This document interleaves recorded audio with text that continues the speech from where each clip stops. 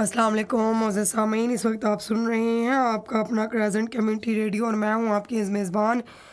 حافظہ زہرا بطول جی۔ سوال کیا گیا کہ جو ہے کیا ہم میک اپ کر کے تو جو ہے وہ نماز پڑھ سکتے ہیں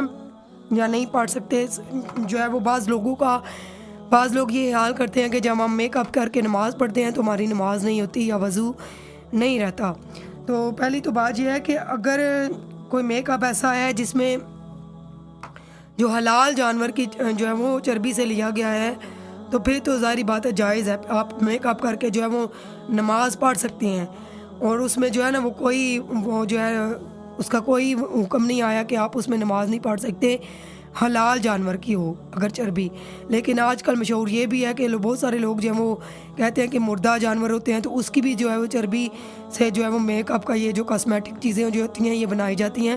تو مردہ تو کوئی بھی چیز ہو تو وہ ہمارے اسلام اس چیز کی اجازت نہیں دیتا، تو پہلے کنفرم کر لیا کریں۔ جس طرح نیل پالش کے بارے میں بہت سارے لوگ کہتے ہیں کہ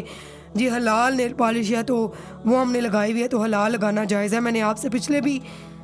پہلے بھی میں نے اس کے اوپر جو ہے وہ موضوع کے اوپر بات کی تھی کہ جو نیل پالش چاہے حلال ہے چاہے حرام ہے،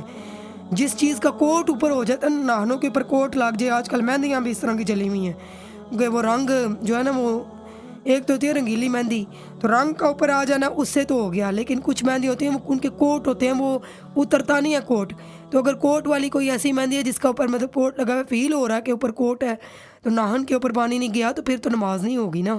پھر اگر آپ نے مثال کے طور پہ وضو اس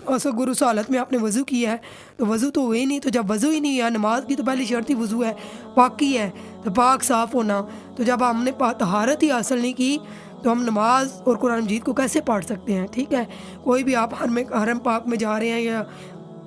جو ہے وہ حج کر رہے ہیں یا عمرہ کر رہے ہیں تو پہلی شرط تو پاک ہونا ہے نا۔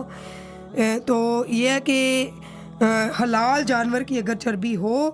اور ایسی چیزیں جو ہے وہ اس کو کیا کہتے ہیں ہم استعمال کر سکتے ہیں، میک اپ کر کے جو ہے وہ نماز پڑھی جا سکتی ہے۔ اگر حرام کی ہو تو پھر جو ہے نا نماز نہیں ہوتی، کیونکہ پھر اس سے وضو ہی نہیں ہوگا، تو جب انسان کا وضو ہی نہیں ہوتا، انسان پاک ہی نہیں ہوتا، تو جو ہے نا پھر اس سے جو ہے نماز نہیں ہوگی۔